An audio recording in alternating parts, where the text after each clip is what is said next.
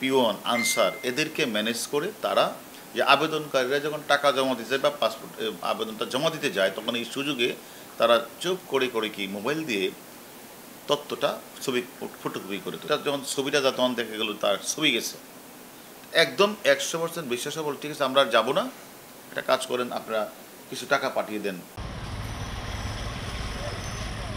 আবেদন ফর্ম পূরণ ও ফি পরিশোধ করে ছবি তোলা ও আঙ্গুলের ছাপ দেওয়ার পর পাসপোর্ট ডেলিভারির একটি তারিখ নির্ধারণ করে দেয় পাসপোর্ট অফিস।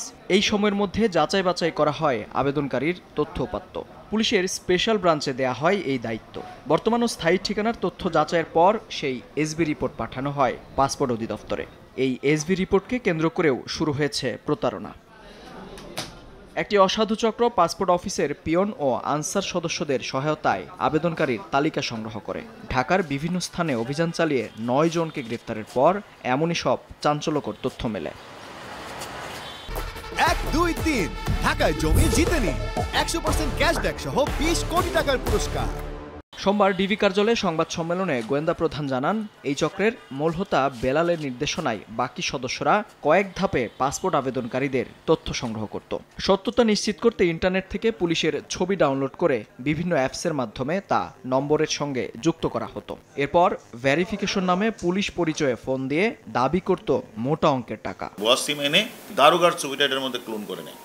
অর্থাৎ সে যখন রিং দেয় আবেদনকারীকে যে আপনি কি আজকে পাসপোর্ট নেওয়ার জন্য আবেদন করেছেন, আপনার নাম কি মুখ, যখন ছবিটা তখন দেখা গেল তার ছবি গেছে, একদম 100% বিশ্বাসবল, ঠিক আছে আমরা আর যাবো না, একটা কাজ করেন আপনারা কিছু টাকা পাঠিয়ে দেন।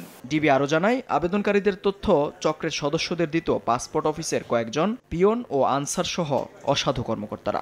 পিওন, আনসার এদেরকে ম্যানেজ করে তারা যে আবেদনকারীরা যখন টাকা জমা দিতে যায় বা পাসপোর্ট আবেদনটা জমা দিতে যায়, তখন এই সুযোগে তারা চুপ করে কি মোবাইল দিয়ে তথ্যটা ছবি ফটোকপি করে তোলে।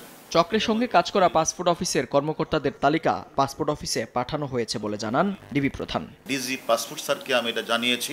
মেহেদী হাসান, সময় সংবাদ, ঢাকা।